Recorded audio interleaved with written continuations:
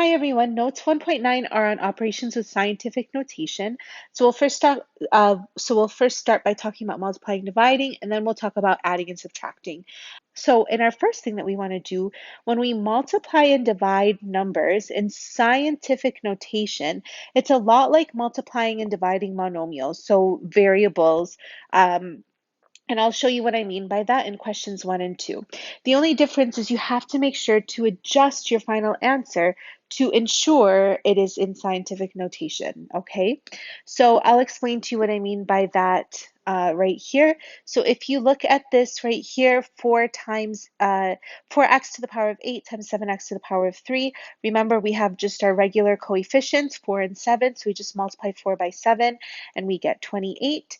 And because we've got 8 x's multiplied together here and 3 here, altogether we've got x to the power of 11 because we just have 11 x's being multiplied together. Remember, we can just add the 8 and the 3 together. And then in question number 2, same thing, similar thing, our coefficients 48 and 6, we can just divide those two numbers. 48 divided by 6 gives me 8. And because we have 9 x's on top and 2 x's on the bottom, we've got x to the power of 7 left over because 2 of these x's will cancel out, and then we've got 7 left over. So we just subtract our exponents. Okay, so how does that apply to scientific notation?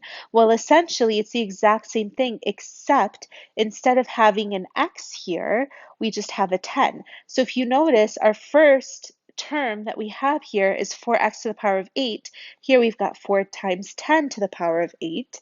Here, 7x to the power of 3, we've got 7 times 10 to the power of 3. So same exact idea.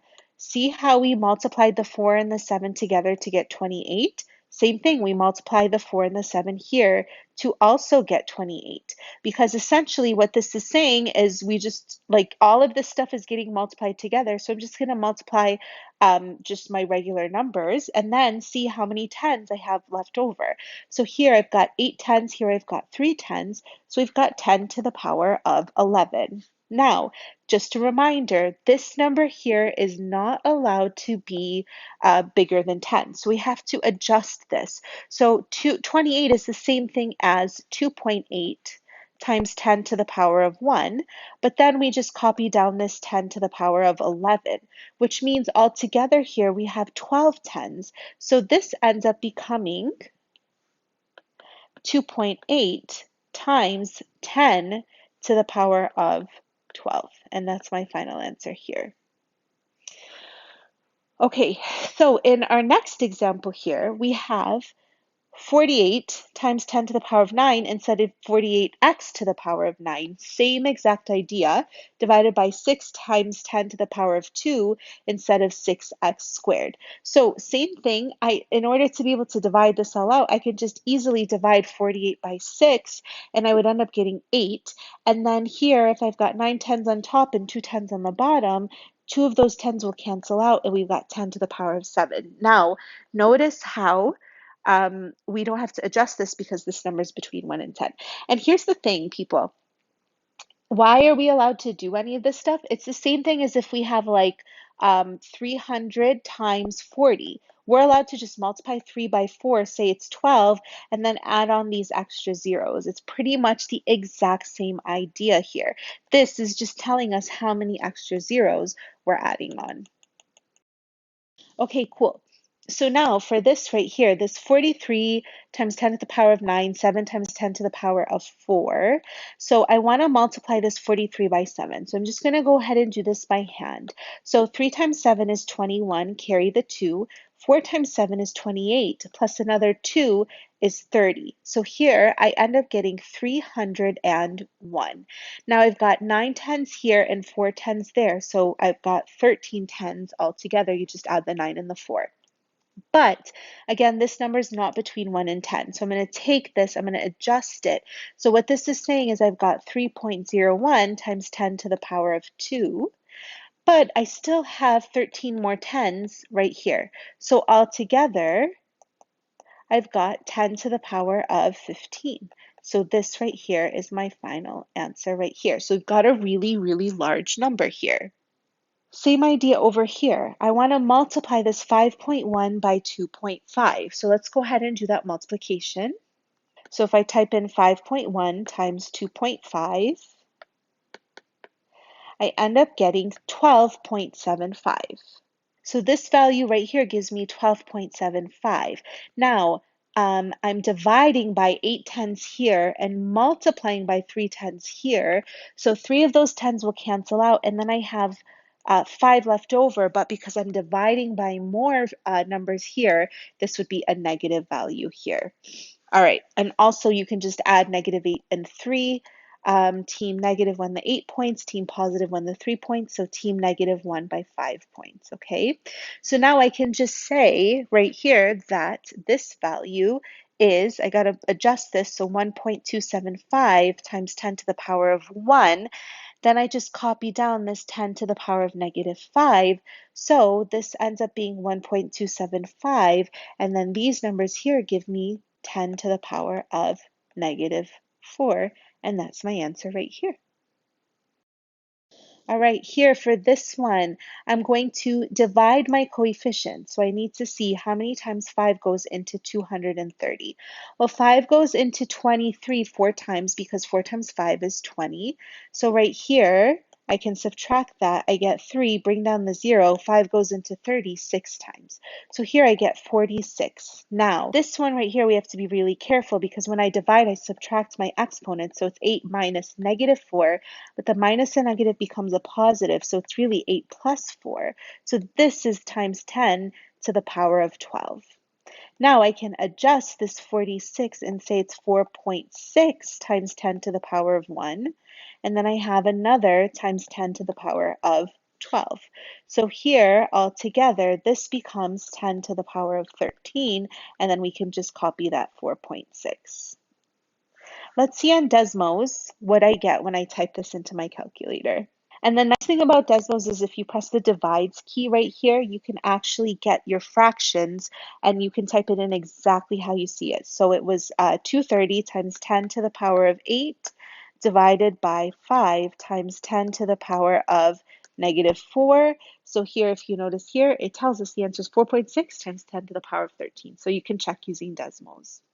Right, one last example right here. So I want to divide 3.75 by 5.2. So let's go ahead and use a calculator for that.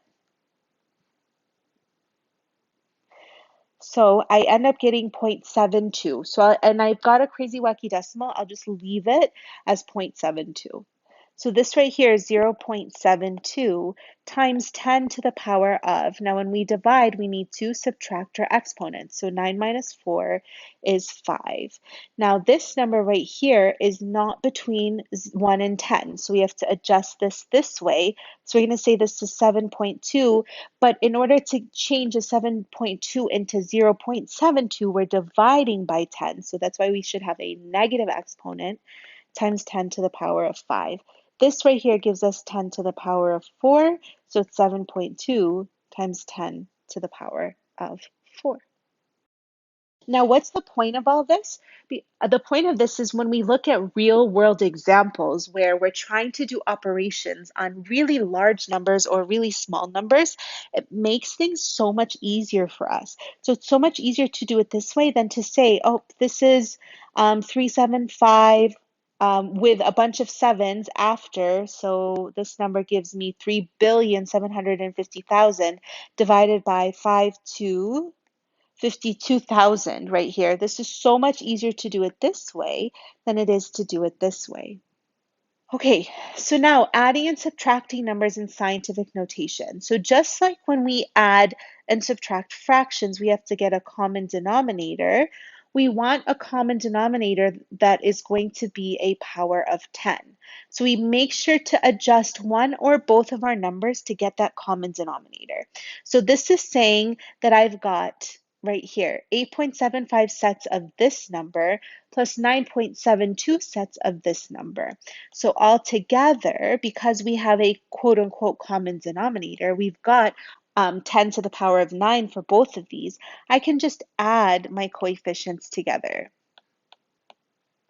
So right here, when I do this, 5 plus 2 is 7, 7 plus 7 is 14, carry the 1, 1 plus 8 is 9, plus 9 is 18. So I get 18.47 times 10 to the power of 9. And the reason why this stays 10 to the power of 9 is because we are adding. And when we add, we keep our quote unquote like denominator the same.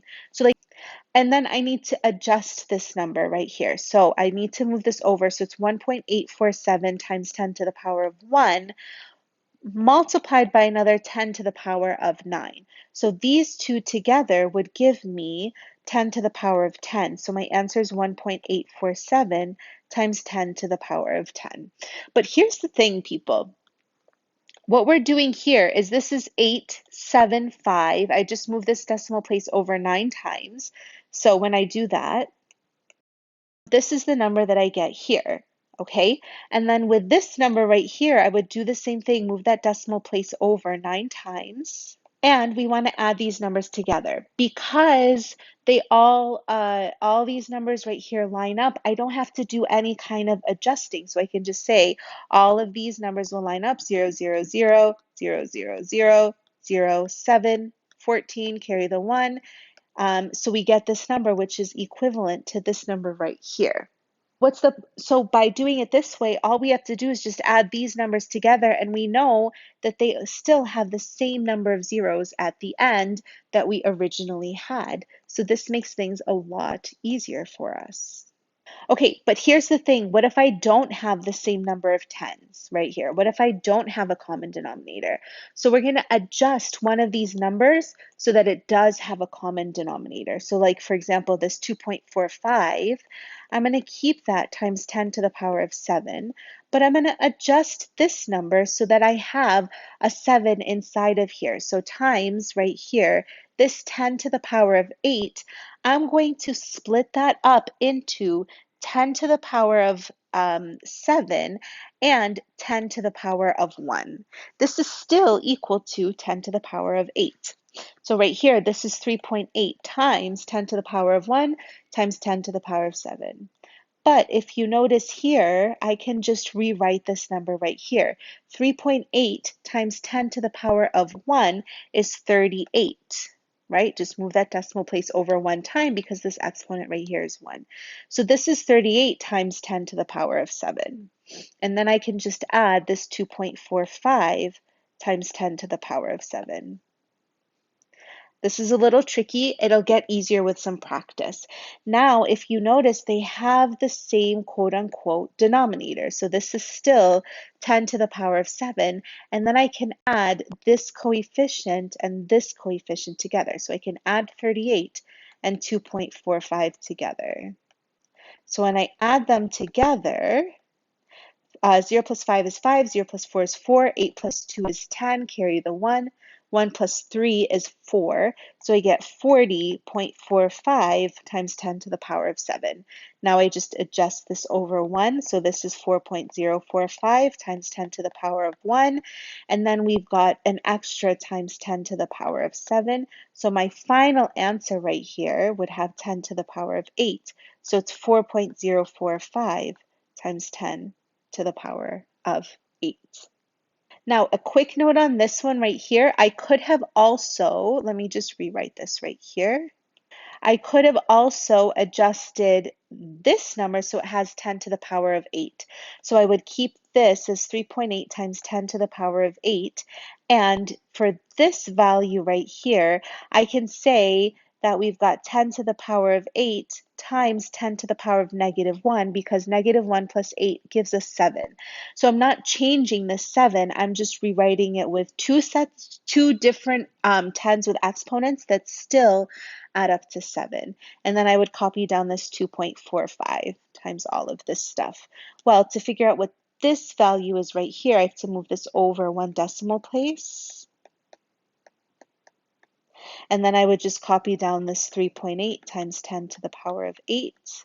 And now I can just add my coefficients together here. So I can just add 3.8 plus 0.245, add zeros here when we're adding right here. They have to line up our decimals. 0 plus 5 is 5, 0 plus 4 is 4, 8 plus 2 is 10.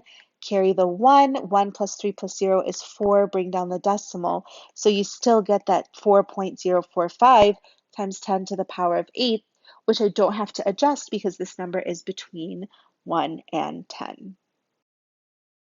All right, people, we're just going to do one more example together and then we will be done. So for this one, I also do not have like denominators or like terms right here. So what I would do here is I would either adjust this to 10 to the power of -6 or adjust this to 10 to the power of -5. It really doesn't matter which one you want to do. If I were to make this number right here have 10 to the power of -6, I can say right here that I've got 10 to the power of -6 times 10 to the power of 1 because 1 plus -6 is -5. Okay, so I'm not changing anything. Again, I'm just rewriting it. And then I'm just going to copy the rest of this down. So if you see here, this number right here will move over because it's times 10 to the power of 1. So I get 14 times 10 to the power of -6 minus 5.67 times 10 to the power of -6. So here I would do 14.00 minus 5.67. So this becomes a 10 because I'm going to borrow from here. So this becomes a 9. And because I have to borrow again, this becomes a 3 right here. So 10 minus 7 is 3, 9 minus 6 is 3. I can't do 3 minus 5, but I have 13, so 13 minus 5 gives me 8. So here I get 8.33 times 10 to the power of -6. This coefficient is between 1 and 10, so I don't have to do any adjusting. And that's all I want to do for this video for today. We'll have another video tomorrow where we talk about these word problems, and we'll skip number 12 for right now. So that's it for today. Let me know if you have any questions. I do get that this stuff will probably be a little bit challenging, but the more practice we get with it, the easier it's going to get, I promise. It's scary at first, but it's not so bad when you just do a lot of practice with it. All right, that's it. I will see you in class. Have a good day. Bye.